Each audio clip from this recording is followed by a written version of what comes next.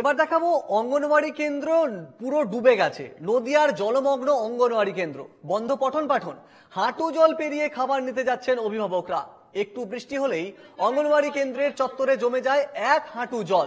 সেই জল জমে থাকে প্রায় মাস 6, যার জেরে শিকেই উঠেছে কালীগঞ্জের দেবগ্রাম পঞ্চায়েতের ডিঙ্গেল গ্রামের মহলদার পাড়ার 72 নম্বর কেন্দ্রের পঠন পাঠন।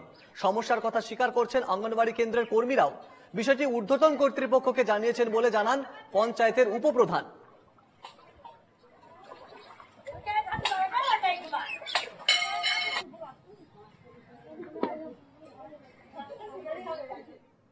এখন পানি হয়ে গেছে, বাচ্চাটাকে খেচড় আনতে দিতে পারবে না, পড়াশোনা করাতে পারে না। বাচ্চাটা কোথায় পানিতে ডুবি পড়ি মরি যাবে।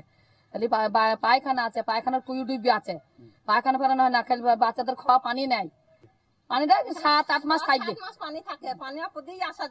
বড় মানুষ আসতে হয়, বড় মানুষ বাচ্চার মা ঢাকা আসতে হয়, বাচ্চার দিদি ঢাকা আসতে হয়। প্রায় 5-6 মাস, গত 1 মাস যাবত এখানে জল জমে আছে, কোনো বাচ্চাই পড়তে আসতে পারছে না, মায়েদেরকে এসে নিয়ে যেতে হচ্ছে। আমি বাচ্চাদেরকে শেখাতে পারছি না। তো আমি সেই বিষয়ে আমি আমার অধিকারীগণ যারা সরকারি কর্মচারী আছে ওনাদেরকে জানিয়েছি। ওনারা আমাকে আশ্বাস দিয়েছেন যে এই বিষয়ে ব্যবস্থা ওনারা করবেন, দ্রুত ব্যবস্থা করবেন। হ্যাঁ, এটা একটু অসুবিধা হচ্ছে, কারণ এগুলো যে ড্রেন ছিল, ড্রেনগুলার সামনে মানুষ সব বাড়িঘর করে জলটা ঠিকমতো নামতে পারছে না, এই জন্যে মানুষের একটু সমস্যা হচ্ছে। এটা আমার ঊর্ধ্বতন কর্তৃপক্ষ আমি জানিয়েছি, যেভাবে তাড়াতাড়ি যত তাড়াতাড়ি সমাধান করা যায়।